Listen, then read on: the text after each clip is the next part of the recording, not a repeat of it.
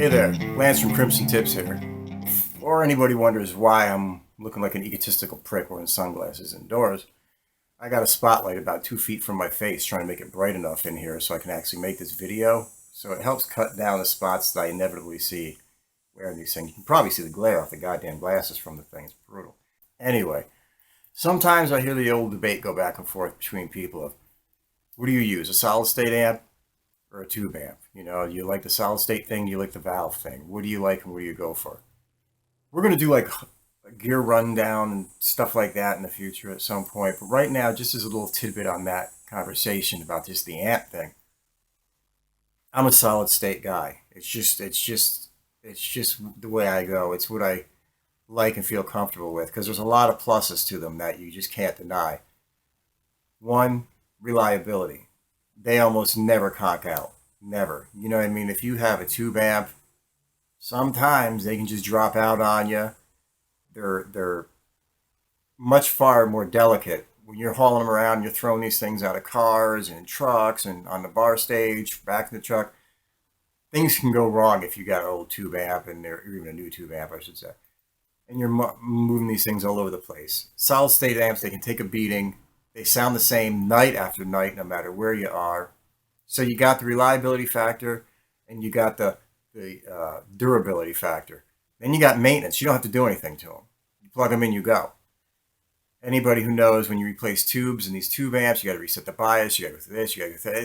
It's just who needs the aggravation? They're cheaper to maintain. They're cheaper to buy.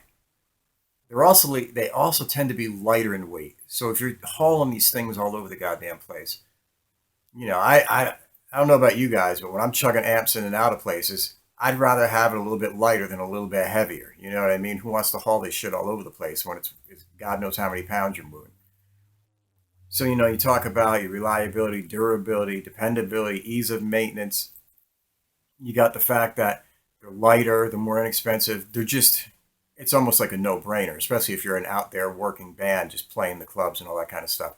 And number two, if anybody says the whole thing about, well, I like the sound of tube more than I like the sound of the solid state, blah, blah, blah, you know, listen.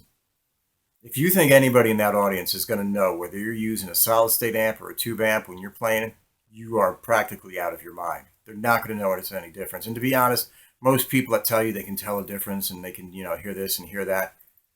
If I blindfold probably 90% of guitar players and say, you hearing a valve amp right now or are you hearing a solid state? They can't tell what the hell they're hearing. It's just they sound so close. It's just, it don't get me going. You know what I mean? And plus, there's been legendary players that just use solid state amps. You know what I mean? There's been a lot of them. So don't ever think of a solid state amp as a cheaper alternative to a tube amp or whatever, whatever, whatever. They're a great amp used by great people to put on great shows. Anyway, that's all I really wanted to say about that. I hope this gave somebody help or a hint or suggestions or whatever you wind up doing for your own. Catch you out there. Make another video another time. See you later. Bye.